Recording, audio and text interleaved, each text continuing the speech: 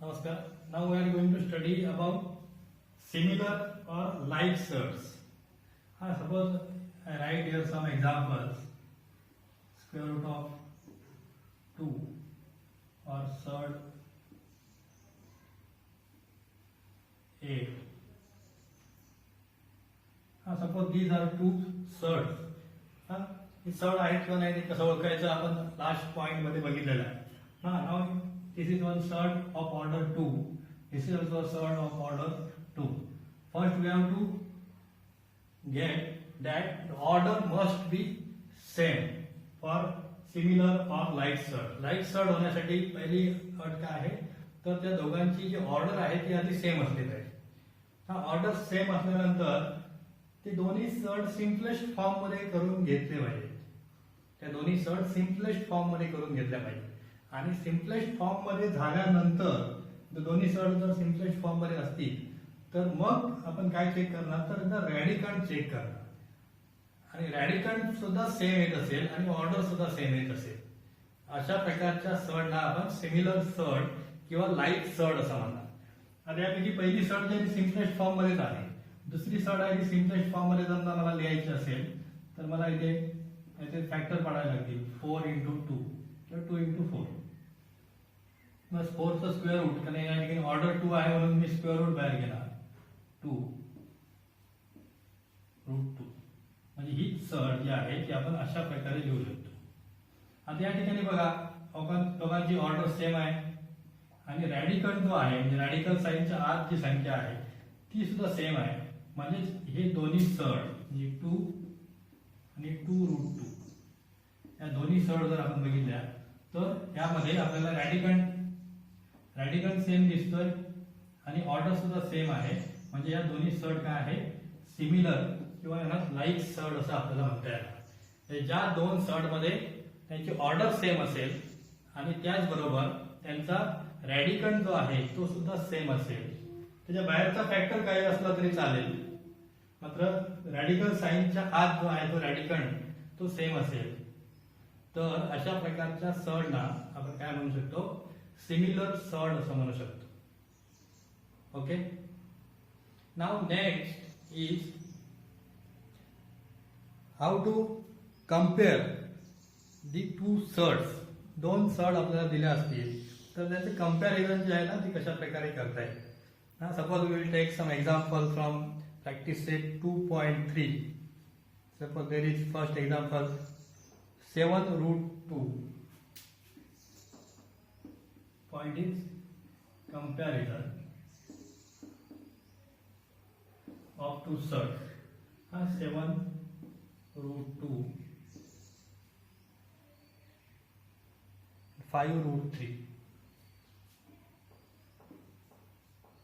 Suppose these are two numbers.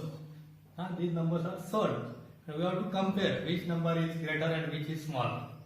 कोणता number लहान आहे, लहान मोठेपणा त्याच्यामधला आपल्याला ठरवायचा आहे. मग अशा वेळी कसं ठरवणार तर त्यासाठी हा जो बाहेर असणारा फॅक्टर आहे तो आपल्याला रॅडिकल साइनच्या आत न्यावा लागेल. आता हा आत कसा नेणार, जसं या ठिकाणी आपण उलट केलं होतं, रॅडिकल साइनच्या आत असणारा जो नंबर आहे तो आपण बाहेर घेतो. बाहेर घेताना काय करतो त्याचं स्क्वेअर रूट घेतो. स्क्वेअर रूट काय घेतो तर त्याच्यात ऑर्डर 2 आहे म्हणून त्याचं स्क्वेअर रूट घेतो. समजा इथे ऑर्डर 3 असेल तर याचा आपण क्यूब रूट घेणार, ऑर्डर 4 असेल तर याचा फोर्थ रूट घेणार. तसं एक्झाम्पल आल्यानंतर आपण पुन्हा एक्सप्लेन करूच. त्या ठिकाणी स्क्वेअर रूटचा फक्त लक्षात घेतोय आपण. यास आपण नंबर बाहेर घेतो. हे जर क्रिया आपल्याला उलट करायची असेल, हा 2 जर मला आत न्यायचा असेल तर हा 2 चा स्क्वेअर करून मला आत न्यावा लागणार.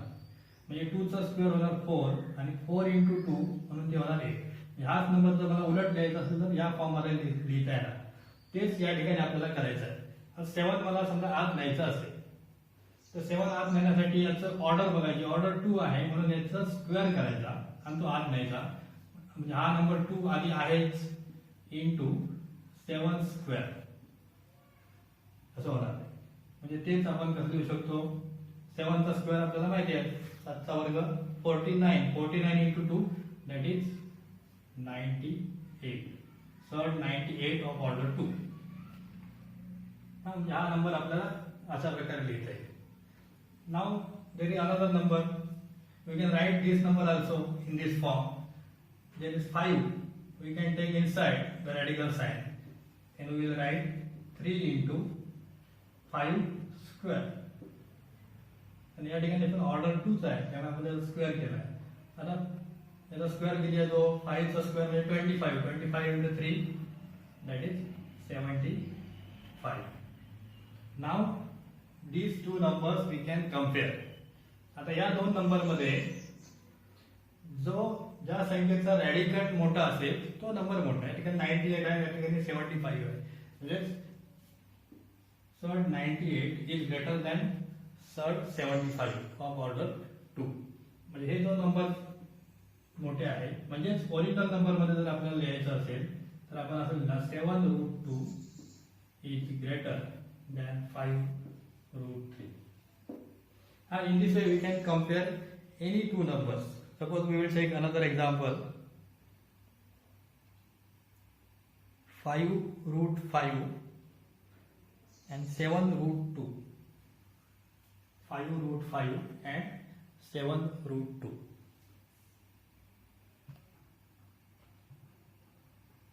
Suppose we will take another example. Suppose 5√3 and 9.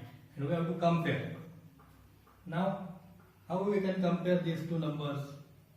Then 9 we can write this as 9√1. And 1 चा स्क्वेअर रूट 1 येणार आहे. त्यामुळे असं आपण ते लिहू शकतो. समजा आता सिम्पलेस्ट फॉर्म मध्ये दिलाय की मला 5 आत घ्यायचे असतील तर मी मग अशी केलं त्याप्रमाणे 5 चा स्क्वेअर करून आत घेणार. That is equal to 5 square into 3. That will be equal to 25 into 3. That is equal to 75. Now this number we can get inside. 9 will get 9 square. 1 into 9 square. That will be equal to 81. And now we can compare easily. This 81 is greater than 75. Therefore this number is greater. We can write this as 5√3 is less than 9 or 9√1 or 9. In this way we can compare any two numbers.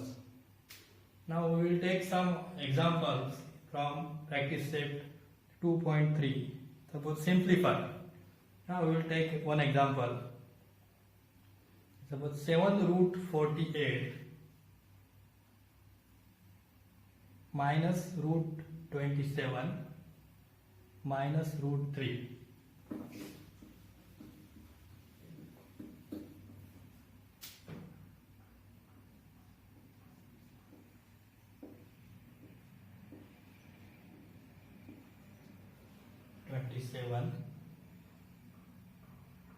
minus √3.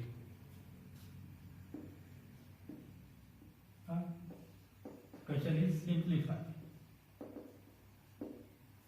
Now how to simplify this? For that we will simplify these surds separately. This is in simplest form. We can simplify these two surds. Therefore 7 is there. 48. 48 can be written as 16 into 3. 16 3 48. Therefore we can write it that 16 into 3 minus, this can be written as 9 into 3 minus, this is in simplest form. हे सरळ आपल्याला सहज करता आलं नाही तर ते आपण फॅक्टर करणार 2 into 24 and 2 into 2 into 12, 2 into 2 into 2 into 6. In this way we can write that. पण आपल्याला हे आता 9वीला आल्यानंतर सहज सांगता येतं 48 हे आपल्याला 16 3 48 याचं सिम्पलेस्ट फॉर्म मध्ये लिहिता येईल. आता 16 चा स्क्वेअर रूट आपण बाहेर घेणार म्हणजे 7 आहेतच इंटू 16 चा स्क्वेअर रूट आला इथे 4√3 मायनस 9 चा square route 3 into √3 minus √3. Now we can get this √3 as common. Suppose there is in bracket and हे √3 समजा मी कॉमन घेतो तर ब्रॅकेट मध्ये काय उरणार 7 into 4 म्हणजे 28 मायनस दिस 3 मायनस इथे काहीच उरलं नाही म्हणजे 1 आहे -1. 28 minus 3 म्हणजे 25, 25 minus 1 म्हणजे 24 root 3. In this way we can simplify this type of examples. Okay, then in the next video we can learn about another some points. Thank you.